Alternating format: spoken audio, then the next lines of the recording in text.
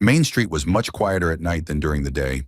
The small shops had all closed, leaving only a few cafes with scattered pools of warm yellow light spilling onto the brick-paved street, glistening faintly under a misty sheen. At the far end of the street, the sign for the community clinic still glowed, the white fluorescent light cutting through the glass and casting a pale beam across the empty stretch of sidewalk in front. Hannah Voss, 34, head nurse at the clinic, was hunched over her desk, sorting through patient files after a long day. Born and raised in this coastal town, she had once dreamed of becoming a nurse in a major hospital in Portland. But 3 years ago, after her husband died from a rare illness, Hannah decided to return home, taking over the work at the community clinic to care for the people she had grown up with. Her life had since been quiet and private. She was used to waking up early, going to work, and returning to her small rented apartment a few blocks from the sea, spending her evenings reading or baking. She no longer dated, no longer dreamed of having a family. All she wanted was to help people and live a peaceful life. Her hands trembled slightly from fatigue, but her habit was to leave everything tidy before heading out. A draft of sea wind slipped through the crack in the door, making the wind chime ring softly. Hannah looked up, ready to say, "We're closed," as she always did, but the words stopped on her lips when she saw the man standing in the doorway. He was so tall she had to tilt her head a little more to take in his whole face. James Boone, about 38, a man she had seen a few times at the farmer's market on Saturday mornings. He usually wore an old flannel shirt, carrying a bag of apples or a couple of pies, and had never exchanged more than 3 polite sentences with her. But tonight he wasn't carrying any groceries, nor was he smiling politely. He stood there, his broad shoulders blocking some of the cold wind, his hands in the pockets of a thick coat, his gaze fixed directly on her. "Good evening." His voice was low and warm, quiet but enough to rise above the wind outside. Hannah nodded and set the file down. "Sorry, the clinic's about to close. Do you need help with something?" He stepped fully inside, letting the door close behind him. Then, without preamble, he said plainly, "I'll build you a home, and you'll help me build a family." The words landed more like a promise than a proposal. Hannah blinked several times, certain she had misheard. "Sorry, what did you just say?" James remained where he was, the fluorescent light catching the tan planes of his face and sharp features. His voice didn't waver, each word deliberate. "I'm building a house, on the land near Gulls Point. I don't want it to just be a house. I want it to be a home, and I can't do that alone." She let out a short laugh, half surprised, half trying to push this strange moment away. "Is this your idea of flirting?" "Not exactly." His gaze stayed calm. "I'm being serious." Hannah crossed her arms, feeling like she had just stepped into a story without anyone warning her of the script. "We've spoken to each other, maybe twice, and now you want to build something with me that sounds like forever?" He gave a slight shrug.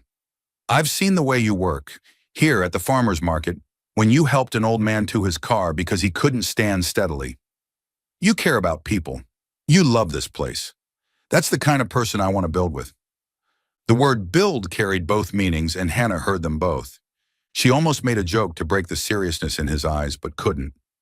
There was something about him, a steadiness, a certainty that stopped her from brushing it off as some bizarre joke. "You don't know anything about me," she said softly.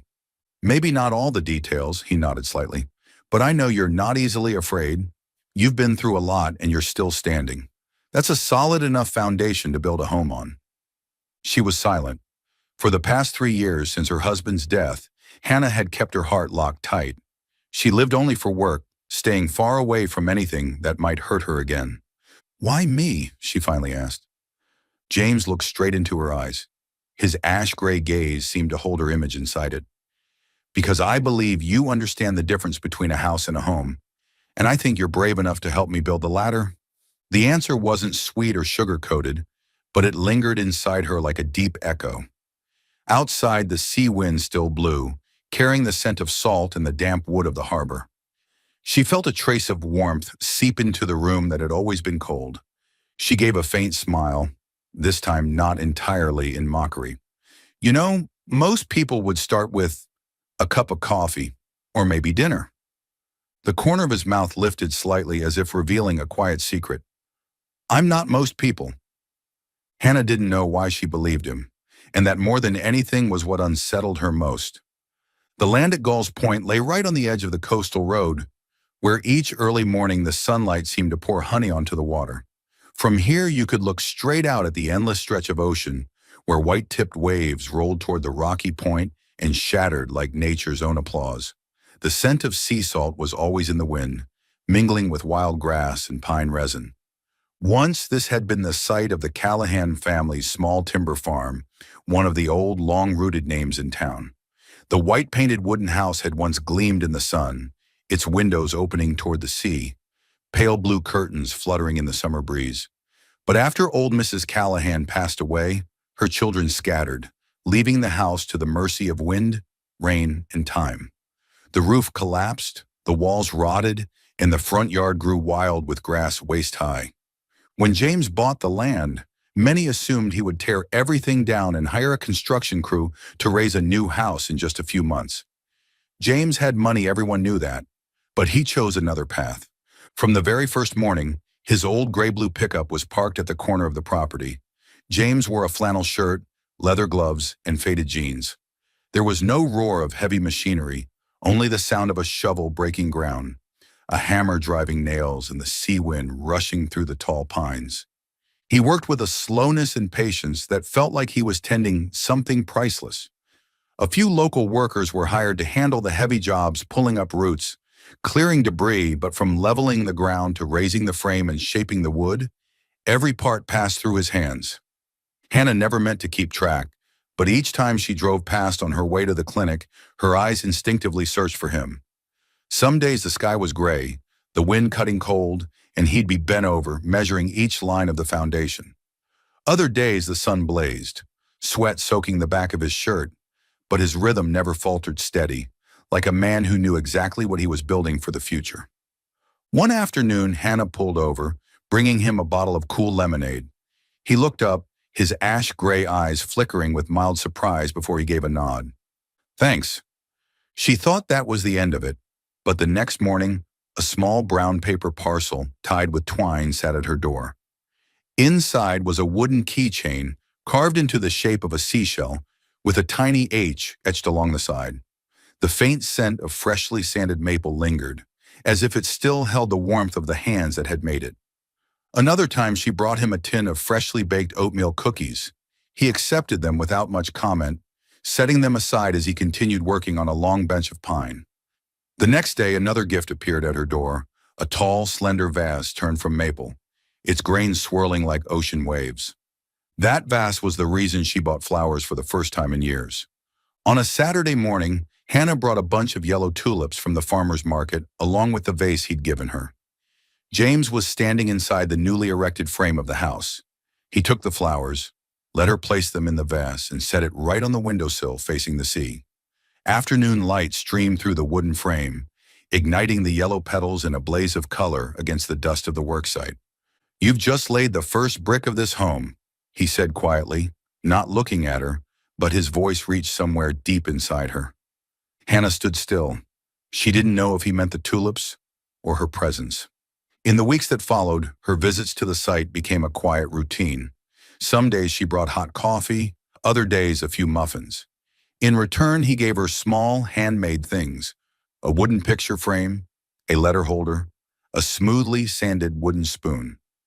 One windy afternoon, she arrived to find him standing on the scaffolding, trying to keep his balance as the sea gusts whipped hard. A large plank suddenly tipped sideways. Hannah cried out in alarm. James caught it and leapt down, giving her a reassuring grin. I'm fine. Out here, the only real danger is forgetting your hard hat. But she saw the long cut along his hand. Without a word, she pulled gauze and cotton from her bag and carefully wrapped the wound. He stayed silent as she worked, his gaze following her face, while she felt the warmth of his skin through her fingertips.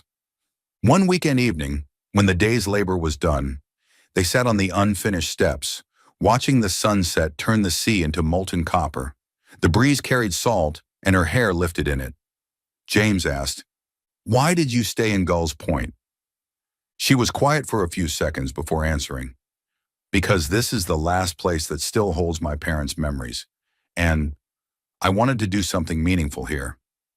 He nodded, eyes on the horizon. Me too. Some places aren't just points on a map. They're part of who you are. After that day, their conversations weren't only about bricks or planks. They shared stories of loss, of starting over. Both had faced heavy falls, and both understood the value of building something slowly, steadily, whether it was a house or a relationship. Once when she teased, "At this pace, it'll take you a year to finish," he gave a quiet laugh. "Some things can't be rushed. A home is one of them." The way he said it made her think he might not be talking only about the house. She realized that, amid the hammering, the sawing, and the scent of fresh-cut wood, something else was taking shape, something no blueprint could capture, something no one could measure in inches or depth. It was trust, and with each strike of his hammer, he was chipping away at the walls she had built around her heart for the past 3 years. By May, the sea breeze in Gulls Point had grown warmer, carrying a softer salt scent and the dampness of early morning fog. The narrow roads along the shore burst into color as wildflowers bloomed, but at the same time a different kind of stir began to ripple through town, the sort of talk that sent a chill crawling up the spine. Rumors spread quickly, starting from the cafe on Main Street, drifting to the Owens Little grocery store, and buzzing through the weekend farmers market. A major real estate company from the city had its eye on this stretch of coastline. When Richard Garrett arrived, the rumor stopped being idle talk. He came to Gulls Point in a perfectly tailored silver gray suit, polished black leather shoes, hair combed back with precision, and a smile so well rehearsed it could almost pass for goodwill. His glossy black SUV stopped right in the town square, and next to the roundabout, a massive billboard had just gone up, bearing the logo of Coastal Horizons Development and the words "revitalizing our coastline, bringing the future to Gulls Point." It sounded polished. But to Hannah, who had been a nurse at the community clinic for over a decade, words like revitalization often hid another reality: gentrification. The process of longtime residents being pushed out of the very place they belonged to make way for gleaming resorts catering to the wealthy. That night's community meeting was more crowded than usual. Locals filled the wooden benches of the town hall, most of them familiar faces Hannah had once cared for as patients. Garrett stood at the podium, resting his hands lightly on the edge as if to appear approachable. "We want to transform Gulls Point into the premier coastal destination in Oregon," he said. "A beachfront resort, high-end shopping district, a modern marina. All of it will bring jobs, attract tourism, and raise property values for everyone." A few scattered claps came from younger residents who had only recently moved in, but most of the room stayed silent. From her seat in the middle row, Hannah glanced around and caught the worried eyes of people like Margaret Dawson, Ed Murphy, and the Prices folks who had lived here all their lives. Coastal Horizons' plan didn't take long to reveal its true nature. Just a week later, several households received invitations to sell their property for an attractive price, along with a warning that property taxes would soon spike due to market value reassessment once the project broke ground.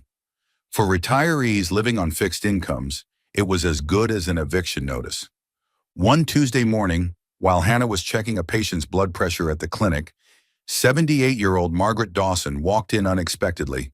She didn't have an appointment, she simply sat down, her hands trembling as she pulled a stack of papers from her bag. "They sent me this. Said if I don't sell, my taxes will double. How am I supposed to pay that, Hannah?" Her voice shook. Hannah skimmed through the documents. The language was carefully crafted, no outright threats, but designed to make the recipient feel like there was no other choice. She squeezed the older woman's shoulder. "Don't sign anything yet. We'll figure something out." Inside, though, Hannah felt a surge of heat. She knew it would take just one tax hike or a mandatory repair order to force seniors out of the homes they loved. Over the next few weeks, more stories like Margaret's emerged. Tim Harris, a retired fisherman, was told that his dock did not meet new safety standards and would be dismantled unless he considered another option, meaning sell to Coastal Horizons. The Prices were fined for building code violations due to a leaky roof, and the cost of repairs was so high that selling seemed like the only way to avoid debt. Meanwhile, Garrett kept his polished persona intact. He turned up at ribbon cuttings, new shop openings, and local fairs, always shaking hands, smiling, and saying things like, "We're bringing the future to Gulls Point together." But everyone knew that beneath that smooth handshake lay the real engine of his plan, a network of lawyers, brokers, and contracts sharp enough to cut. Hannah began to notice James's reactions whenever Garrett's name came up. He never joined in the conversation, but now and then his eyes would darken, his jaw tightening, especially when he heard news of another coastal property being sold. He kept working steadily on his house, but Hannah started to wonder, was Gulls Point and James's land in Garrett's sights? One afternoon, as Hannah was closing up the clinic, she spotted James's gray-blue pickup parked by the curb. He was talking with Ed Murphy, the owner of the old lumber shop at the end of the street. Ed looked upset, clutching a white envelope. James took it, read through it quickly, folded it, and nodded. When he caught Hannah's eye, he gave a brief wave before turning back to Ed. The moment passed quickly, but Hannah had seen enough to register the gravity in his expression. She walked toward her car with questions swirling in her mind. Did James know more than he let on? And was Garrett's interest in the town somehow personal to him? That evening, passing by James's construction site, she saw him still there even though dusk had already fallen. The work lights cast a narrow cone of gold over the sand. His shadow stretched long, his figure quieter than usual. She stopped, almost ready to call out, but didn't. There was a distinct feeling that James was holding on to part of a story, one tied directly to the storm, now rolling toward Gulls Point. Hannah wasn't an engineer, nor was she a lawyer, but she understood Gulls Point in a way no government document could ever capture. She knew who at the town hall tended to linger over their morning coffee, who was more agreeable if you brought paperwork in the afternoon, which counter had the shortest lines, and all the small details newcomers often miss, the kind that could still get a permit application sent back. When James decided to build his own house on the Rocky Point, she knew he'd be stepping into a maze of procedures with Garrett lurking somewhere inside. Garrett's Coastal Horizons was notorious for its timely community feedback and adjustment suggestions for the public good that in reality served only to delay or drive up an opponent's costs. For an outsider like James, a single error on a form could mean losing weeks, even months. "Let me help you file the permits with the town," Hannah said one afternoon as she stopped by the construction site. He was standing on the first-floor framework, holding a blueprint and a steel tape measure, the late-day sun pouring over the flannel on his shoulders like warm honey. James looked up, surprise flickering in his eyes. "I've got a legal team in Seattle, but you think I need help?" "Not in Seattle," she replied with a small smile. "Here." The next morning, they went to the town hall together. Hannah led him through the narrow hallway, lined with black and white photos of the town from a century ago. She greeted everyone by name, introducing him to Donna at the planning counter. "This is James, engineer and part-time carpenter." Donna chuckled, took the paperwork, and began flipping through it. "Second-story loft railing. I'll need an extra detail sheet. State's new code," Donna said, friendly but professional. Hannah nodded and glanced at James. He had already brought the supplemental drawing, rolled in a tube. The review moved along much faster than usual. When they stepped outside, the sea breeze hit their faces with a salty tang. James said quietly, "I could have hired someone to handle this, but with you, it feels less like walking through thorns." "That's only because I know who here likes lemon tarts," she teased. He laughed, one of those rare smiles that lingered a beat longer than expected. In the evenings, when the white LED lights lit the timber frame, they would sit together after the crew had gone. The sound of the ocean drifted in, weaving between the creak of settling wood and the measured tapping of nails. Hannah often brought hot soup or toasted bread. James would make coffee in a dented aluminum pot. One night, they spread a blanket across the first floor and lay back, looking up at moonlight filtering through rafters not yet roofed. Hannah spoke about her father, a fisherman lost to a storm 12 years ago. "He loved the sea, but the sea took him too," she said, her eyes fixed on the dark horizon. James was silent for a long time before telling her about his mother, the woman who kept their lakeside cabin for 40 years, refusing to sell even when offered 5 times its value. She said a home isn't just wood and nails. It's where you keep your memories, and memories aren't for sale. They stayed like that, not needing to fill the quiet. Just the sound of the surf and their own steady heartbeats inside a space taking shape. One day when she asked why he chose to build so slowly, James paused, leaning on his hammer. Because every piece of wood I set down, I want to know it'll hold. A foundation has to be solid for a house or for love. If the base is weak, one good gust can tear it apart. The words hit deeper than Hannah wanted to admit. For 3 years, she'd grown used to building walls around her heart to protect it, to keep anyone from getting too close. But under the work lights, with the scent of fresh-cut timber and James's low voice in the air, she realized those walls were starting to have cracks. A week later, the permit was approved faster than either of them expected. James looked at the stamped paper and smiled in relief. "We've won 1 round," he said. "And there are plenty more to go," she replied. As they stepped out of the building, they ran into Garrett speaking with a few locals. He gave a polite smile, but his eyes flicked over James and lingered on Hannah, a silent reminder that the game wasn't over. Hannah's hand tightened lightly on James's arm, enough for him to feel it, invisible to anyone else.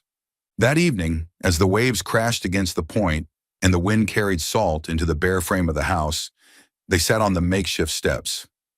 Hannah thought about the long road ahead and understood that trust wasn't born from promises, but from nights like this. 2 people sitting side by side, sharing both silence and stories, laying each brick not just for a house, but for something bigger. That day, the wind off the ocean carried an unusual chill into town, as if warning of an approaching storm. Hannah arrived at the construction site earlier than usual, planning to bring James a box of freshly baked blueberry muffins, still warm from the oven. He wasn't there. The gray-blue pickup truck was gone. She stepped inside the unfinished frame of the house, intending to leave the box on the temporary work table. Papers, blueprints, and a few small planks lay where they always had. But on one corner of the table, a manila envelope had been blown open by the wind. A few black and white photographs had slid out, scattered across the newly laid wooden floor. Hannah bent to pick them up. The moment her fingers brushed the edge of one photo, her heart stalled. In the picture, James looked at least 10 years younger, his hair a bit longer, his smile easy and unguarded. Standing next to him was another man, dark-haired, with a sharp smile and the confident eyes she knew all too well. Richard Garrett. Both wore suits, standing in front of a skyscraper under construction, with cranes and orange safety netting in the background. She held the photograph for several seconds, trying to understand why James would have such a friendly picture with Garrett, the very man trying to swallow Gull's Point whole. The newly hung wooden door creaked. James stepped inside, toolbox in hand. When he saw the photo in her fingers, he froze as if blocked by an invisible wall. "You're going to explain this, right?" Hannah asked, her voice low, but edged enough to cut through the space between them. James set the box down and walked closer. He didn't snatch the photo back, only exhaled deeply, as if he'd known this moment would come sooner or later. "That's a part of my past I didn't want to bring in here. But it's already here," she replied, eyes still fixed on the image. He sat down on a wooden chair he'd built himself, resting his elbows on his knees. 11 years ago in Seattle, Garrett and I were partners in a major construction firm. I handled engineering and safety. He took care of financing and contracts. His voice dropped, each word heavy as nails driven into wood. One high-rise condominium project. Garrett decided to cut safety costs. I fought him on it. We had a huge argument. I threatened to walk, but before I could, the 17th floor slab collapsed during a concrete pour. Hannah swallowed hard. "Was anyone—" His eyes darkened. "My wife, Julia, and our 4-year-old son, Ben, were at the site that day. Julia was bringing me lunch. They never made it out." The room went utterly still. Hannah could hear the ocean outside, each wave pounding against the rocky point like a hammer striking inside her chest. "I lost everything in a matter of seconds," James continued, his voice hoarse. "Garrett used money and lawyers to walk away clean. He sold the company and vanished from Seattle. I drifted for years, but then I heard he'd started targeting coastal towns. When I learned Gull's Point was next, I came here, not just to build a house, to stand in his way this time." Hannah gripped the photo tighter, feeling her fingertips tremble. "So, Everything you've been doing this house, choosing this piece of land, it's all part of some plan for revenge? James met her gaze directly. I won't deny it, but it's also a chance to get it right this time, to protect the community before it's crushed. She felt as if the air had been yanked out of her lungs. And what about me? Were you planning to drag me into this without telling me? Hannah. He stood, closing the distance between them, his voice low. I didn't want you caught up in it. I thought, if I could keep you out of the mess. But you haven't kept me out, she cut in. You had me stand beside you at town hall, had me talk to people all while Garrett was watching. Now I'm a target too. Something flickered in his eyes, pain. Maybe, but she refused to let herself soften. Anger, a sense of betrayal, and a deep compassion for his loss, all tangled together in a storm she couldn't sort out. I need time, Hannah said, her voice quiet but firm. She set the photo down on the table, right beside the still warm box of blueberry muffins, and walked to the door. James didn't call after her. The only sound was the wind, rising harder now, scattering a few blueprints across the floor, as if the storm had truly begun. In the early days of March, the ocean wind carried a sharp, briny bite like a salt-edged cut. On Main Street, shop windows began filling with stark legal notices, cold white sheets stamped with bold black letters. Notice of legal action and delinquent property taxes. Garrett no longer smiled at community meetings the way he used to. Instead, his team of lawyers appeared everywhere, carrying thick folders from door to door, shop to shop. They didn't knock with polite greetings. They laid documents on counters, pointed to fine print, and said, "You entered incorrect information in your 2016 filing. Last year's property tax wasn't paid in full." Minor administrative errors, sometimes as small as checking the wrong box on an old form, were now being weaponized. Those unable to afford legal defense were pressured into signing property sale agreements to settle things quickly. Hannah saw the toll every day at the clinic. Mrs. Collins, an elderly patient who came in weekly for blood pressure checks, broke into tears mid-appointment after receiving a lawsuit notice. Tim Harris, the retired fisherman she'd once advised to hold on to his dock to avoid losing his license, now sat silent, calloused hands trembling as he told her his utilities had been cut off for non-compliance with a new service agreement. One afternoon, while Hannah was scrubbing her hands before her next patient, a nurse poked her head in and murmured, "Someone's asking to see you," privately at the front desk. Out front stood a man she didn't recognize, dressed in a dark suit, hair slicked smooth. He smiled politely and set a thin envelope on the counter. "Just some friendly advice," he said lightly. "Those who stand too close to Mr. James Marshall tend to run into trouble." Hannah didn't touch the envelope. "Is that a threat?" His smile never wavered. "A reminder. Garrett doesn't like wasting his time on people who aren't involved." Then he walked out, leaving the envelope behind. Inside was a single sheet, a photograph of the clinic's front entrance, clearly taken from across the street, with the words printed beneath, "Some things are too fragile to survive a storm." Hannah's grip tightened until the edges of the paper creased. She knew this wasn't about her. It was a message aimed at her patients, at the place she considered the backbone of the community. She hadn't seen James since the confrontation over the photograph, but now something restless stirred inside her. She was angry at him, felt dragged into a fight she hadn't chosen. Yet she also knew what Garrett was doing was real, calculated, and cruel. And if no one stopped him, Gull's Point would be devoured. Late at night, when the clinic was dark, Hannah could still see the white LED glow from James's site spilling onto the coastal road. No matter how tired he must have been, he kept working, his tall figure moving between the timber frames like he was part of the structure itself. Then one morning, when she unlocked the clinic, she found a neatly stacked package on the doorstep. Several boxes of medical gloves, 2 cases of sterile gauze, and a thick envelope.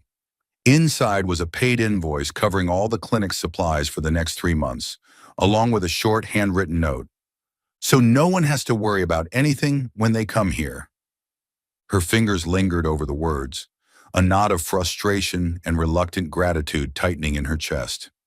James hadn't shown up in person, hadn't offered an explanation, he'd simply done it quietly. Garrett, however, was anything but quiet. His chokehold tightened, New public utility contracts required infrastructure upgrade fees, double the previous rates. Some families had to choose between paying for electricity or buying their medication. Hannah saw young patients abandon treatment because they couldn't afford gas to get to the clinic. One late evening, as Hannah was locking up, Mrs. Dawson, one of her patients, stood hesitating at the doorway. "Hannah, if I sell my house to them, at least I'll have the money to pay for my treatments." The words cut deep. Hannah had to swallow against the lump in her throat. "You'll lose more than your house, Mrs. Dawson. You'll lose your neighbors, your community. Don't rush into it. I'll find a way." But even as she said it, she wondered if she really could. Outside, the waves pounded the shore with growing force. Hannah knew the pressure was building not just on the town, but inside her own heart. She could stay on the sidelines and let James face this fight alone, or she could step in, knowing it meant confronting both Garrett and the ghosts of James's past. That question followed her all night, through the howl of the wind at her windows, until the first light of dawn broke over the small coastal town. Still following the story? If this story found you outside of Soul Stories, we invite you home to where every touching tale begins with truth, hope, and heart. The afternoon sea breeze in Gulls Point usually carried a gentle salt tang and a pleasant chill, but today Hannah felt something different in it, heavier, almost as if it were warning her that something was coming. The community clinic on Main Street was winding down toward the quiet of evening as the clock edged closer to 6. Hannah walked the last patient of the day, Mrs. Jensen, a woman in her 70s with chronic knee pain, to the door. "Thank you, Hannah," Mrs. Jensen smiled, giving her hand a light squeeze. "Tomorrow I'll bring you some apple turnovers." "I'll be waiting," Hannah replied, her eyes softening. When Mrs. Jensen disappeared around the corner, Hannah turned back inside to tidy up. The faint scent of antiseptic mingled with the herbal aroma from the tea brewing on her desk. She carefully filed away patient records, switched off the lights one by one, leaving only the dim golden glow in the hallway that led to the back door. The rear parking lot was usually still. Light from the street lamps fell in broken patches across the asphalt, glinting off the last of the season's maple leaves spinning in the wind. Her silver SUV was parked at the far end, near the wooden fence. Hannah pulled her coat tighter and crossed the lot quickly. She was fishing for her keys when she heard a faint sound like gravel shifting underfoot. She turned. No one. Just a black pickup truck parked 30 yards away, its windows dark, unmoving. Hannah swallowed the discomfort rising in her chest, telling herself it was just a diner customer's vehicle from the place down the street. The moment she turned back, a rough hand clamped over her mouth. The smell of leather and sweat hit her nose. "Quiet," a low, icy voice murmured at her ear. Hannah struggled, but another arm locked around her waist, dragging her toward the shadows. A dark van slid its side door open in front of her. In seconds, she was shoved inside. The door slammed shut, and darkness swallowed her whole. Her heart pounded wildly, each beat thudding against her ribs. She forced herself to breathe steadily, to keep from spiraling into panic. The man sitting to her left wore a black jacket, a baseball cap pulled low. His cold eyes flicked over her once before looking away. The driver said nothing, focusing on the road. They wound through a few narrow streets where the streetlights grew sparse. Hannah tried to count the turns, memorizing the direction. But before long, the coastal roads all blurred together darkness and the distant, relentless sound of waves. The van rolled to a stop at the old harbor, long abandoned. The door opened, and cold air slammed into her. She was hauled out, her heels striking the damp concrete. Ahead loomed a warehouse, its corrugated roof rusting, some windows shattered and patched with plywood. The stench of salt, rotting wood, and old engine oil clung to the air. Inside, the only light came through narrow cracks in the walls, streaking faintly across the floor. The steady rhythm of waves slapping against the seawall echoed in the gloom, a reminder of how far she was from safety. Her escorts pushed her toward a corner of the warehouse. A tall figure waited there. When he turned, Hannah recognized him instantly, Richard Garrett. The flawless gray suit, the neatly knotted tie, the cold eyes and the thin smile that never reached them. "Hannah," he said, his tone soft, as though greeting an old acquaintance. "A shame we have to meet like this." "What do you want?" she asked, keeping her voice as steady as she could. Garrett stepped closer, stopping just in front of her. I want James Marshall to understand he's playing a game he cannot win. And you are going to help me send that message. He pulled out his phone, dialed, and pressed it to his ear. James, I have Hannah. If you want her safe, come to Warehouse 3 at the docks. Alone. You have 30 minutes. He hung up, slipped the phone away, and fixed his gaze on her. He'll come. And when he does, he'll understand who's in control of this game. A cold shiver slid down her spine, but she didn't let it show. Her eyes scanned the space. 2 men at the door, standing far apart, the light source off to the left, and at the far end of the warehouse, a narrow door leading out to the pier. Garrett took a seat on an old wooden chair, crossing one leg over the other. I'll admit, you're a strong woman, but everyone has a weakness. James won't let you be harmed. That's why I chose you. Hannah clenched her hands, feeling the zip ties bite into her wrists. She knew she had to find an opening, but for now, all she could do was keep her mind sharp and hope James was clever enough to turn this situation to his advantage. Outside, the wind whipped harder, and Garrett's footsteps faded into the distance, each one ticking down the clock toward whatever would happen next. The west wind off the sea lashed against his face, carrying the raw taste of salt and a damp, biting chill. James gripped the steering wheel of the pickup tighter, eyes locked on the gravel road that wound toward his land at Gull's Point.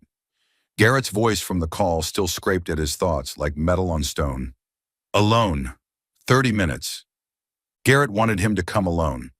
But Gull's Point had never been a place where anyone faced trouble alone. As the truck rolled onto his property, the timber frame of the new house rose against the gray afternoon. James didn't look at it. His eyes were fixed on the far north corner, where the old bell tower still stood, defiant against the wind and sea spray. It wasn't tall, just over 12 feet, weathered cedar gray with age, topped with a bronze bell scarred by rust like old wounds. It had been here since the late 19th century, when the fishing community's ancestors used it to signal storms, call for rescue, or summon the town. The bell codes had been passed down through generations. One long toll, call the community together. 2 short tolls, a ship returning. 3 long tolls, urgent danger, come armed. James knew the code because his grandfather had taught it to him, with one warning. Never pull 3 long tolls unless you truly need the whole town standing with you. Today he needed them. He climbed the wooden steps, his rough hands closing around the frayed rope. His chest expanded as he poured every ounce of fear, fury, and resolve into the first pull. Gong! The deep tone vibrated through his ribs. Gong! The second rolled through the pines, past the cliff's edge, and out over the waves. Gong! The third stretched long and sharp, slicing through the sea mist impossible to mistake. 3 long tolls, urgent danger. James released the rope and let the sound bleed into the wind. In his mind's eye, he could already picture it. At the roadside cafe, someone setting down their coffee with a sharp glance. In the repair shop, an engine going silent as mechanics exchanged nods and reached for baseball bats or old hunting rifles. It took less than 10 minutes for the first engines to rumble toward him. Tom Harris's old Ford appeared first, its faded blue paint hiding a still solid motor. The Price's minivan followed, the trunk crammed with flashlights, rope, and first aid blankets. Lucas, the lumberyard owner, arrived with a rack of heavy tools in the bed of his truck. James stepped down from the bell tower and moved toward them. In the dimming light, the circle of people grew quickly. No one asked what had happened. They'd heard the bell, and that was enough. Garrett has Hannah, James said, his voice low but cutting. He's holding her in Warehouse 3 at the old docks. He wants me to come alone. Lucas's grip tightened on his hammer strap, eyes flashing. We're not letting him lay a finger on her. Mrs. Dawson, leaning on her cane in the front, her hand trembling but her eyes fierce, said, That girl's saved my life more than once. Now it's our turn to save hers. A ripple of agreement passed through the group. Without much discussion, they split tasks. James would lead the main group through the front to draw attention. Lucas and 3 others would circle around to the back to cut off the pier. Tom, the Prices, and 2 young men would lock down the side exits. James opened the pickup's tailgate, pulling out a legally registered handgun and a heavy-duty flashlight. He didn't like violence, but he knew Garrett wouldn't stop unless stopped right there. As the others prepared, James looked toward the sea. The water was darkening, whitecaps smashing against the rocky point, sending spray high like the roar of some unseen crowd. In his mind, Hannah's face flickered, her quiet smile in the doorway with a bunch of yellow tulips. The touch of her hand on his shoulder, steady and sure. "Hold on, Hannah, I'm coming." The convoy rolled out of Gull's Point with headlights dimmed, ghost-like shapes slipping down the road together. Engine noise blended with the rhythm of the surf, taut as a drawn bowstring. Behind the wheel, James's hands were steady, but his eyes carried a storm. The bell's toll had faded into the distance, but its echo still pounded in his chest, not just a call for help, but the unspoken promise of a town. "We won't let anyone stand alone." The air inside the abandoned dockside warehouse was thick, as though even the salt from the sea had been shut out. High, narrow windows, their glass etched and clouded by years of wind-blown grit, leaked only thin ribbons of tired sunlight. Dust motes drifted and vanished into the shadows. The mingled stench of old oil, rotting timber, and damp mildew clung to Hannah's throat, making every breath feel like it was lined with splinters. She was tied to a rough wooden post, the rope cinched so tight her hands had long since gone numb. A strip of cloth jammed across her mouth forced her breathing into shallow, aching pulls. She tried to keep her thoughts steady, but her pulse thundered anyway, not from fear of the dark, but because she knew Garrett never did anything without a plan. He stood a few yards away, his shadow stretched across the oil-stained floor. The slate-gray suit, the gleaming black shoes, they looked absurdly clean against the blistered paneling and rusted beams. His eyes were sharp and glacial, stripped of the faux warmth he wore at community meetings. Footsteps echoed from the main entrance, slow, heavy, deliberate, each one grating across Hannah's nerves. The door swung wide. James stepped in tall, shoulders squared under a faded flannel, bare forearms dusted from work, jeans marked with grit. Light from the doorway cut across the hard lines of his face, catching in the storm-gray eyes that flicked toward her for less than a heartbeat, but enough to anchor her like a tether in rough seas. "Let her go!" His voice rolled out, low and steady, not loud, but more than enough to slice through the warehouse's stale air. Garrett's brow lifted. A humorless curve bent his mouth. "First, sign this." He laid a sheaf of papers on a battered table between them and nudged a pen forward. "Transfer the Gulls Point property, right now," and the nurse walks out in one piece. James advanced a few paces, holding distance. "You think I'll take the word of a man who collapsed an entire project just to save a buck?" Garrett gave a shrug that was almost bored. "Believe me or not, the clock's running, and she," his glance cut toward Hannah, "doesn't have much time." Hannah's spine drew tight. She searched James's eyes for some trace of a plan, but he simply moved with calm purpose, lifting the pen and turning it in his fingers as though weighing the choice. "Before I sign," James said slowly, "tell me that quilt my grandmother gave you. You still have it."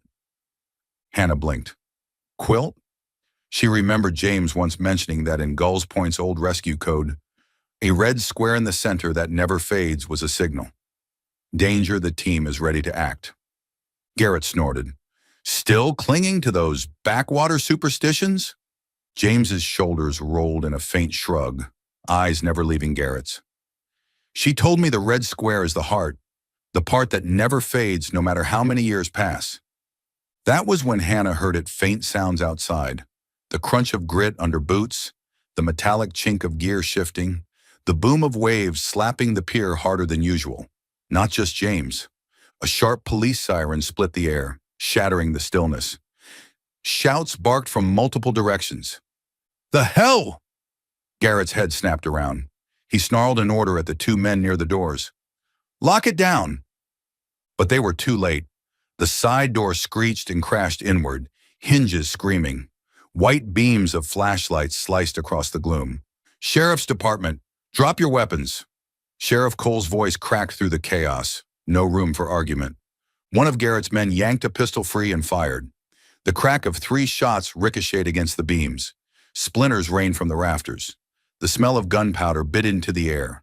Outside, return fire sparked against the corrugated walls. Garrett lunged toward Hannah, looping an arm around her throat, dragging her in front of him like a shield. His breath burned against her ear, laced with liquor and stale smoke. The rope bit deeper into her wrists. Her vision swam.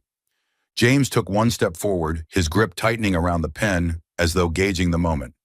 "Let her go, Garrett. This isn't Seattle. You can't buy your way out here." Garrett's hold tightened. "Sign it." The next second fractured into pure instinct. James shifted left as if to place the pen on the table, then snapped his arm and hurled it straight into Garrett's face.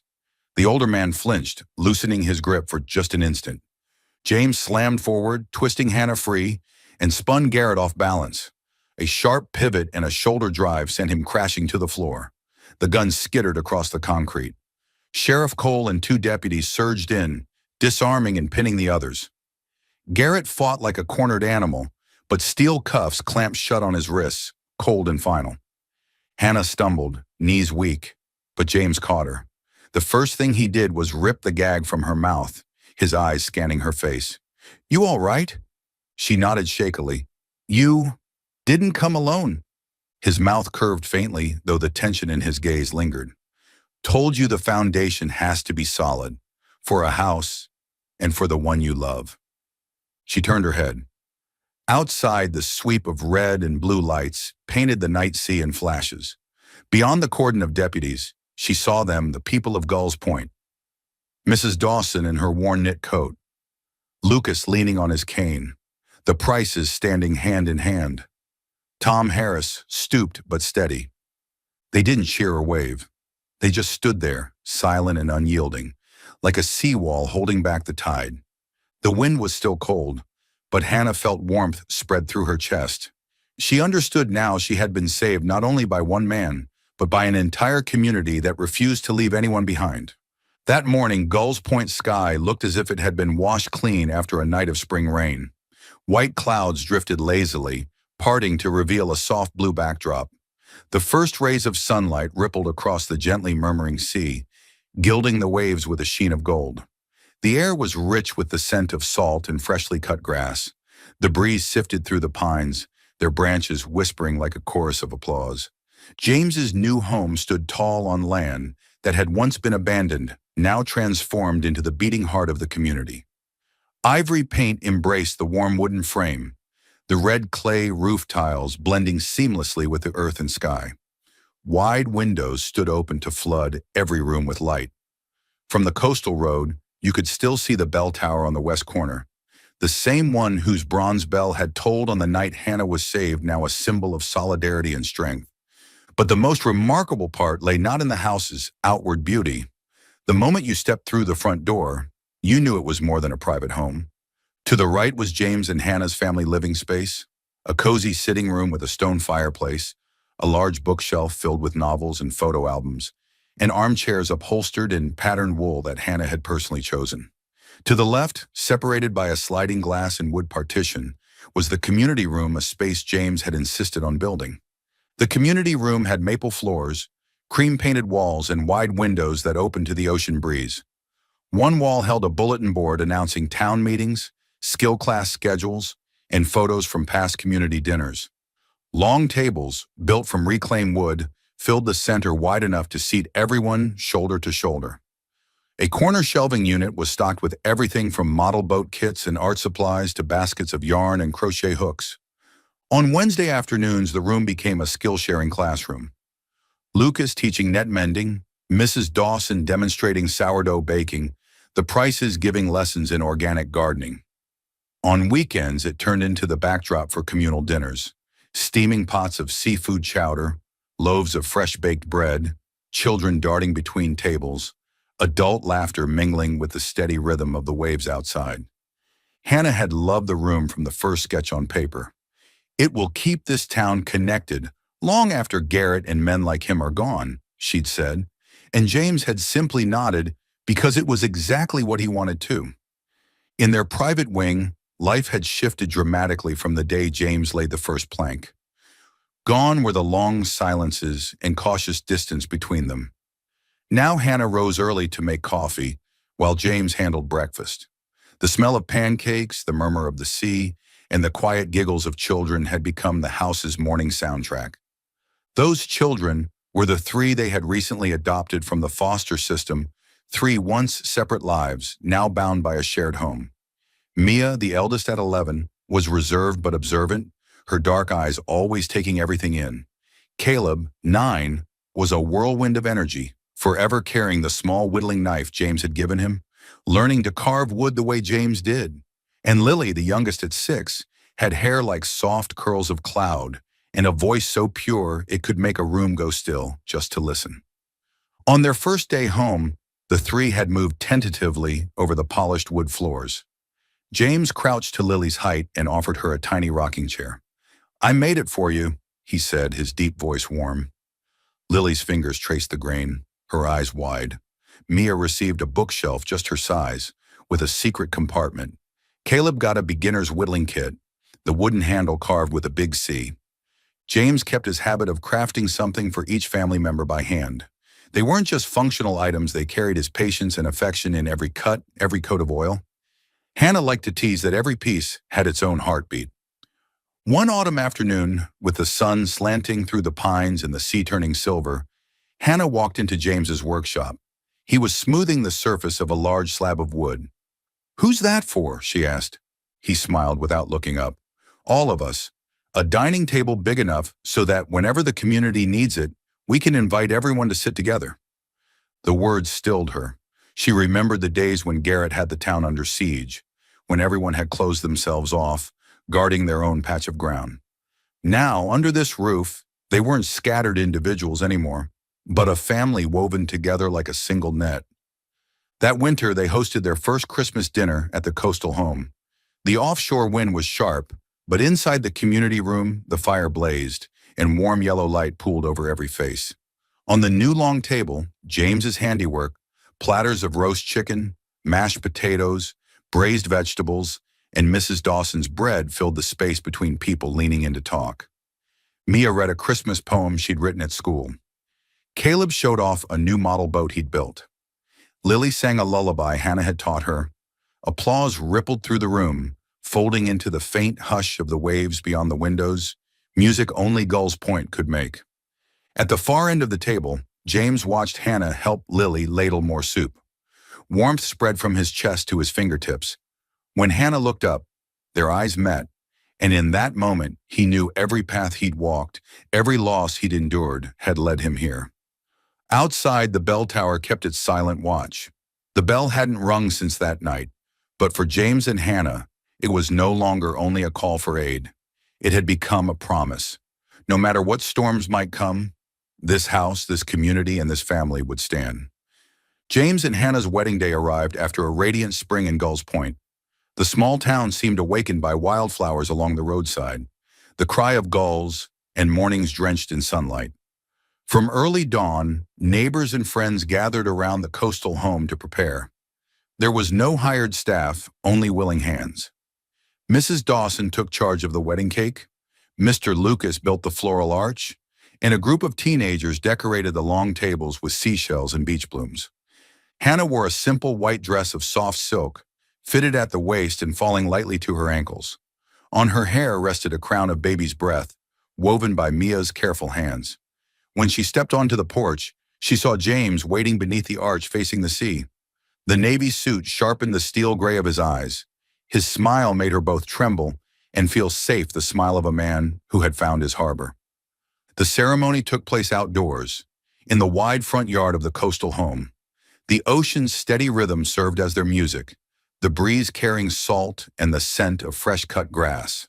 Friends, neighbors, and all those who had once stood together against Garrett were there. Each person was a piece of the story, a keeper of the memories they had forged. When the minister asked, "Do you take each other for as long as you both shall live?" they answered, "I do," in unison, their voices steady and sure. Applause broke out, mingling with the long, resonant toll of the bell tower, not an alarm, but an announcement to the whole town. A new chapter had begun. The wedding feast was the largest community dinner yet. Long tables were arranged in a U shape, draped in white cloth, and covered with dishes brought by every household: grilled oysters, steaming chowder, apple pies, crisp garden salads. Children raced in the sand, laughter ringing. The adults lifted glasses and traded old stories. James and Hannah weren't the sole focus, but part of the larger circle of kinship. A few weeks later came another surprise. One morning, Hannah stood in the bathroom, staring at the pregnancy test in her hand, two clear red lines. Her heart pounded, tears welling before she could name what she felt. Years ago, doctors had told her the chances of conceiving were slim. She had made peace with that, finding joy in the children they had adopted. But now, in this ordinary, sunlit moment, life had quietly delivered a gift. She walked into the living room, where James sat sketching plans for a new crib. Without a word, she placed the test on the table before him. He blinked, looked up, and in his eyes she saw everything at once: astonishment, joy, gratitude, and a touch of awe. Standing, he pulled her into his arms and whispered, "We're building something even bigger now." The news spread quickly through town. Everyone offered something. Mrs. Dawson knitted a soft blanket. Mr. Price promised to craft a wooden swing for the yard. The teenagers volunteered to repaint the fence so the new baby would have a safe place to play. That summer, James and Hannah decided to host a seaside picnic, not just to celebrate the coming child, but to honor the family they had built, both by blood and by heart. On the morning of the picnic, the sky was a flawless blue, sunlight scattering diamonds across the waves. The coastal home's doors stood wide open. James climbed the bell tower, grasped the rope, and pulled not 3 urgent peals, but 2 clear, ringing chimes. The old Oregon Coast Code for "Gather for Celebration." The sound rolled through the town. Doors opened, footsteps quickened. Groups of people made their way to the beach, carrying baskets of food and holding their children's hands. On the sand, long tables had been set parallel to the sea, covered in white linen and decorated with shells and jars of flowers Hannah had arranged herself. The picnic began with laughter and the scent of good food. Scallops grilled in garlic butter, smoked salmon, fresh baked bread, crisp cucumber salad. Children flew kites in the breeze. Old men played chess under sunshades. Mothers chatted beside baby strollers. Midway through, James rose, lifting a glass of lemonade. "When I came to Gull's Point, I thought I was just building a house," he said. "But today, looking around, I realize a home isn't wood, brick, or roof tiles. Home is here." He gestured to the circle of people gathered, where there's love, trust, and a community that stands together. Hannah's fingers tightened around his, a smile warming her face. She could feel his heartbeat through the link of their hands. She knew that whatever the future brought, storm or calm, they had a foundation strong enough to hold. As the sun dipped westward, gilding the sea, children combed the shore for shells while the adults gathered around the tables, their talk and laughter weaving into the sound of the waves. And when the bronze bell rang out once more this time, to call everyone for the largest pie Mrs. Dawson had ever baked, Hannah lifted her head, thinking, "This is the home I've dreamed of."